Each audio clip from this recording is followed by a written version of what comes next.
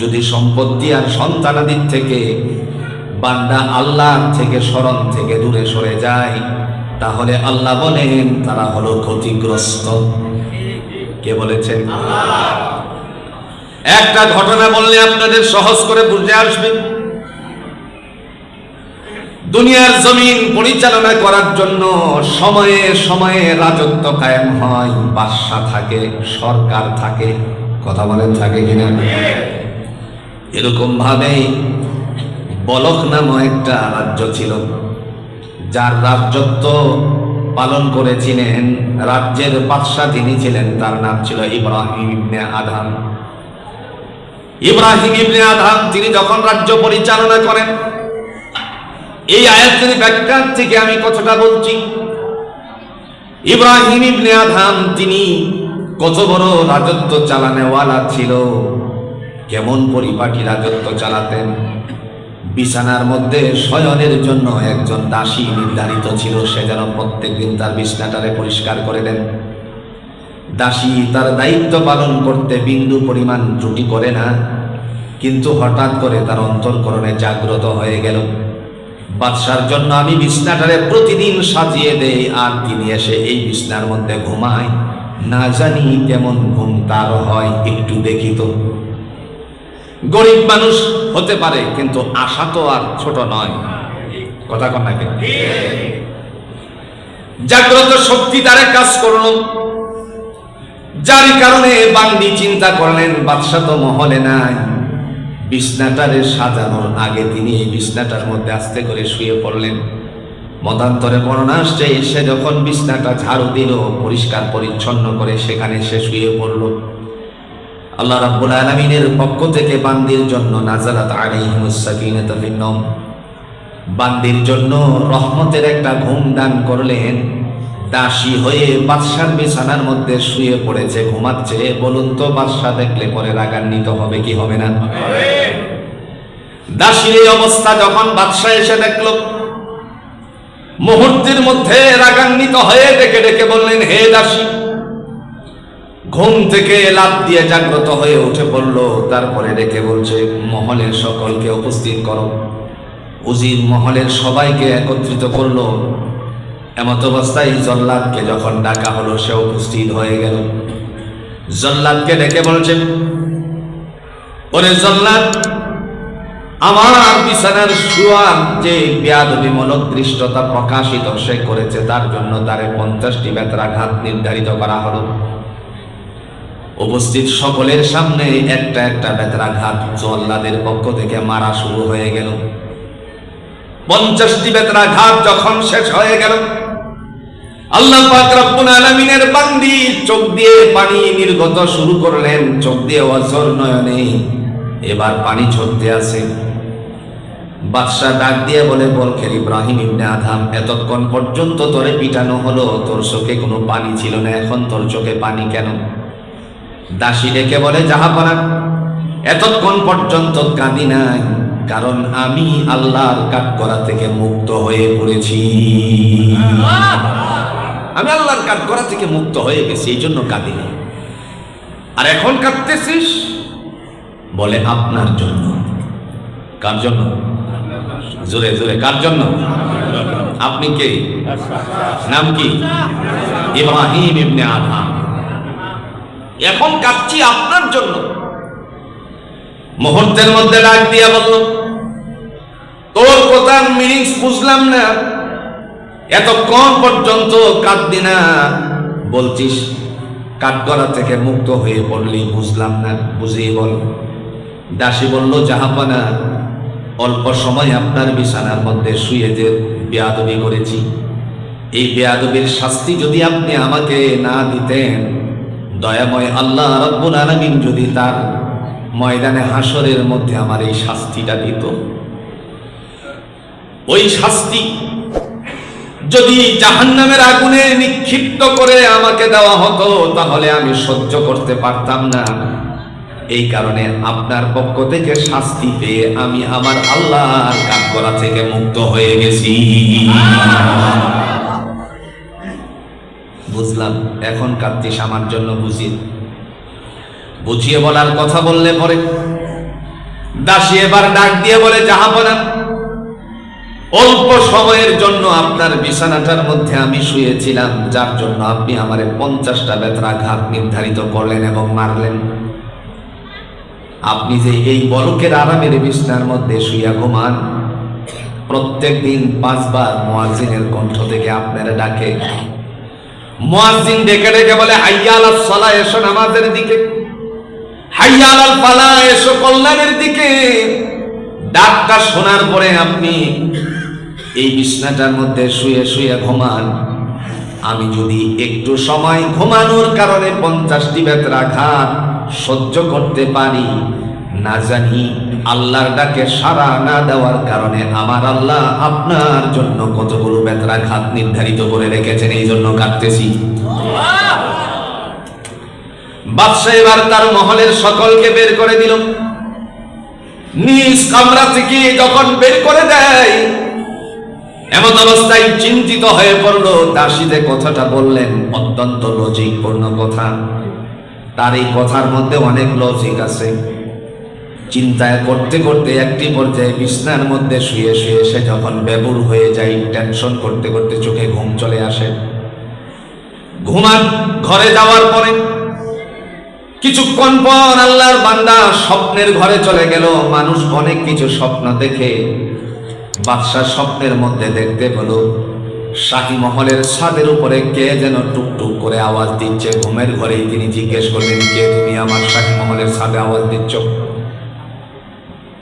ছাদের উপর থেকে একটা আওয়াজ ভেসে আসলো, আমার একটা উট হারিয়ে গেছে, তোমার ছাদের মধ্যে এই উটটাকে তালাশ শুরু করেছি, আমি এটা খোঁজাখুঁজি করতেছি। আচ্ছা আপনারা বলুন তো, উট কি কখনো ছাদে খুঁজলে পাওয়া যাবে নাকি? আর ছাদের উপরে উট ওঠা বড় কঠিন, ছাগল হলে পরে সেটা উঠতে পারত। স্বপ্নের মধ্যে তিনি আবার উত্তরে বললেন, ওরে নির্ভুত, উট যদি হারিয়ে যায় এই উটটাকে মরুভূমিতে গিয়ে তালাশ করতে হবে। কিয়ামত ভর যদি তুই আমার ছাদের উপরে তালাশ করিস তাহলে তো এই উট খুঁজে পাবি না।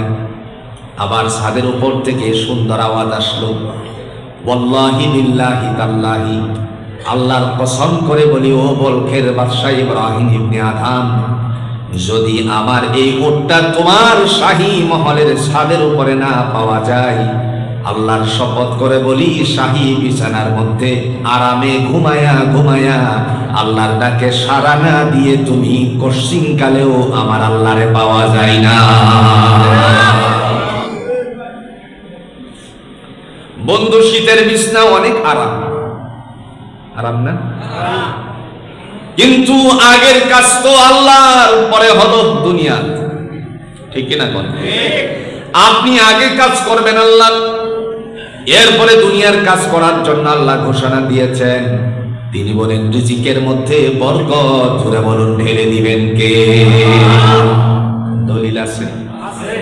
আল্লাহ বলেন, وَإِذَا قُضِيَتِ الصَّلَاةُ فَانتَشِرُوا فِي الْأَرْضِ وَابْتَغُوا مِنْ فَضْلِ اللَّهِ।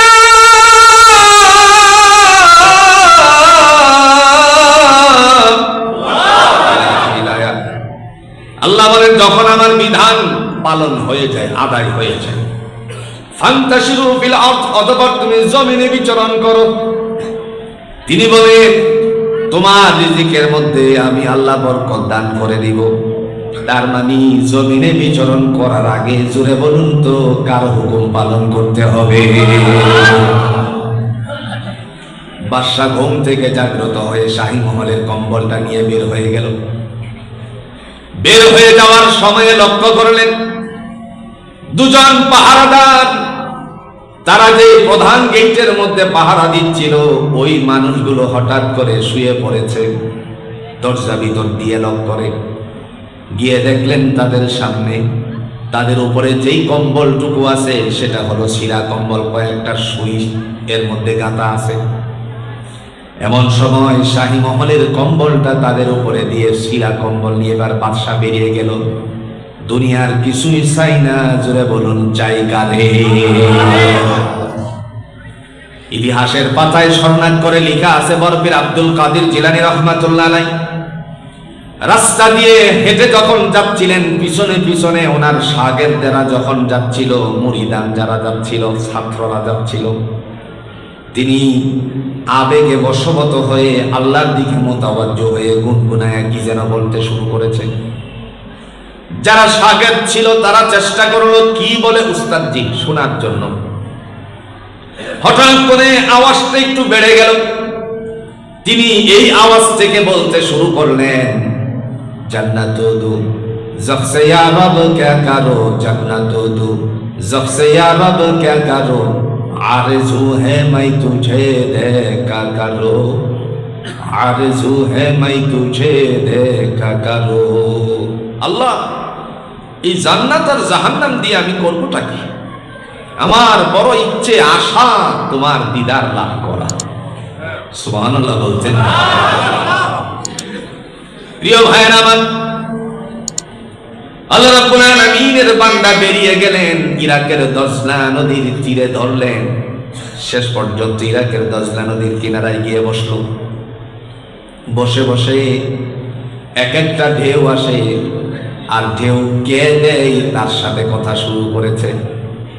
তার মানে পৃথিবীটা যিনি সাজিয়েছেন, আমরা নীরবে জুড়ে বলুন তো তার সাথে কিছু কথা বলতে পারি কি পারে না? কি খবর? বিনা খুঁটিয়ে দাঁড়িয়ে আছে আকাশ। কে রাখলো সেই আকাশটাকে দাঁড় করিয়ে? আল্লাহ আমাকে কি সুন্দর করে সৃষ্টি করেছে। রব্বে করিমের দিকে মুতাওয়াজ্জহ হয়ে গেলেন। আল্লাহ বলছেন, বান্দারে আমি দুটা লেয়ার সৃষ্টি করেছি সমুদ্রে, একটা হলো নুনাক্ত আর একটা হচ্ছে মিষ্টি। নুনাক্ত পানি আর মিষ্টি পানি দুটা কখনোই এক হয় না, চলছে একসাথে, কিন্তু একটার ভিতরে আর একটা ভেদ করে ঢুকে দেয়। কোরআন দিয়ে আল্লাহ কত সুন্দর করে ঘোষণা দিয়ে বললেন,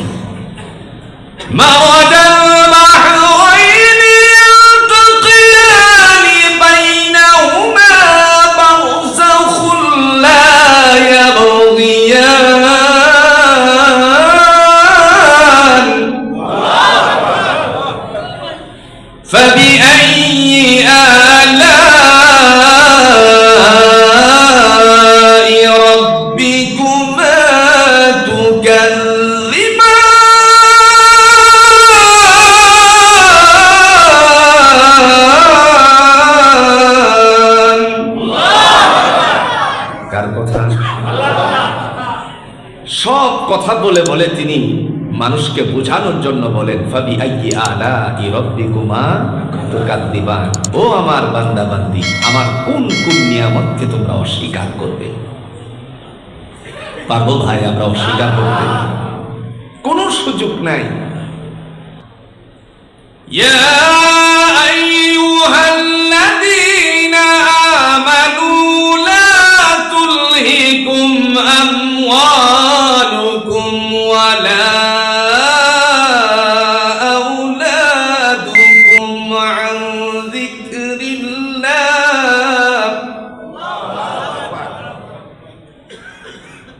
ওয়া মান ইয়াফআল যালিকা ফাউলাইকা হুমুল খাসিরুন।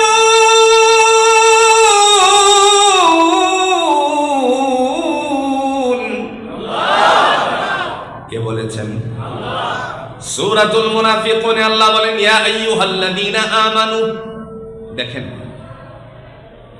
শুধু পার্সোনালি আল্লাহ ডাক দিয়েছেন। মুসলমানের সন্তান মুসলমান, তোমার জন্য আমার ঘোষণা, ইয়া আইয়ুহাল্লাযীনা আমানু, হে বিশ্বাসীরা, ঈমানদারেরা, যাদের মা মুসলমান, বাবা মুসলমান, পূর্বপুরুষ মুসলমান ছিল, এই সিলসিলা ধরে তুমি মুসলমান, তাহলে তুমি শোনো, লা তুলহিকুম, তোমাকে যেন ধ্বংস না করে দেয়, তোমাদেরকে যেন ধ্বংস না করে দেয়, আমওয়ালুকুম, সম্পত্তি। কে বলছেন? আল্লাহ। ওয়ালা আওলাদুকুম, এবং সন্তানাদি, আন যিকরিল্লাহ, আমি আল্লাহর স্মরণ থেকে, ওয়া মান ইয়াফআল যালিকা ফাউলাইকা হুমুল খাসিরুন। ছিল, তারা চিন্তা করলো তারা তো কিছুই বুঝলাম না, স্টিল দাঁড়িয়ে আছে। আর একটা তীর যখন তার ধনুক থেকে ছেড়ে দিল, ডান বাহুতে এসে বিদ্ধ হয়ে গেল। নবীজির সাহাবী রুকুতে যাওয়ার পরে দেখলেন রক্ত ঝরিয়ে পড়ছে, তখন বুঝলেন মনে হয় শত্রুপক্ষ থেকে একটা তীর মারা হয়েছে। আল্লাহ রাব্বুল আলামিনের বান্দা এমত অবস্থায় যথা নিয়মে নামাজ শেষ করলেন, শেষ করে সাথীরে জাগালেন। সাথী জাগ্রত হওয়ার পরে বলতে লাগলো, তুমি আমাকে আগে কেন ডাকনি? তোমার এত ভয়ঙ্কর পরিস্থিতি, কেন আমাকে ডাকনি? তিনি বললেন, ওগো আল্লাহর নবীর সাহাবী, আমি তো বুঝতে পারি নাই শত্রুপক্ষ আমাকে আক্রমণ করেছে। রক্ত দেখার পরে বুঝে আসছে আর একটা তীর যদি ওদের ধনুক থেকে ছেড়ে দেয় আর আমার পিঠ দিয়ে বিদ্ধ হয়ে বুক দিয়ে যদি বেরিয়ে যায়, তাহলে নবীজির উপরে হামলা হয়ে যাবে। কি জবাব দেব আল্লাহর কাছে? এই জন্য আমি যথা নিয়মে নামাজটা শেষ করেছি। ওয়াল্লাহি বিল্লাহি তাল্লাহি দ্বিতীয় জনের সাথে ডেকে ডেকে বললেন, আল্লাহর কসম করে বলি, জীবনে বহু নামাজ পড়েছি, কিন্তু আজকের নামাজের মতো কোনোদিন আমি মজা পাই না। আর আমরা যারা নামাজি, নামাজ পড়তে আসি, সারাদিনে দোকানদারি করলে পরে কোন মানুষটারে বাকি দেওয়া হয়েছিল ভুলে গিয়েছিলাম, মনে ছিল না, কিন্তু নামাজে আসলে পরে ওই মানুষের নাম স্মরণ পড়ে যায়। কথা কোন লাগে? যে যেই কাজে নিয়োজিত, ওই কাজের ভিতর থেকে যেই সমস্ত ত্রুটি বিচ্যুতিগুলো আছে নামাজে আসলে পরে মনে পড়ে। আল্লাহ রাব্বুল আলামিন তিনি এই কারণে ডাক দিয়ে বললেন, বান্দারে, তোমরা বিনয়ের সহিত নামাজ জুড়ে বলুন আদায় করতে হবে। কার জন্য? সম্পত্তির মোহে পড়ে, সন্তানাদির মোহে পড়ে আল্লাহর স্মরণ থেকে বান্দা দূরে সরার, জুড়ে বলুন তো কোনো ধরনের সুযোগ আছে নাকি? বিশাল সম্পত্তি আপনার, আপনি ব্যবসা বাণিজ্য করেন, হিসাব নিয়ে বসে আছেন, এই দিক দিয়ে আজান হয়ে গেল, আপনি যথা নিয়মেই আপনার কাজ চালিয়ে গেলেন, অথচ আজান শোনার সাথে সাথে জুড়ে বলুন তো বান্দার উচিত আল্লাহর সামনে দণ্ডায়মান হওয়া। সম্পত্তির কারণে আল্লাহর স্মরণ থেকে দূরে সরে গেল, আছে বলুন তো এদের ব্যাপারে কোরআনে কোনো দৃষ্টান্তমূলক কথা আছে কিনা? সম্পত্তি আর সন্তানাদি, এ দুই কারণে আমি আল্লাহ থেকে দূরে সরে যেও না, আমি আল্লাহ স্মরণ থেকে তোমরা দূরে সরে যেও না। কে বলেছেন? দলিল আছে?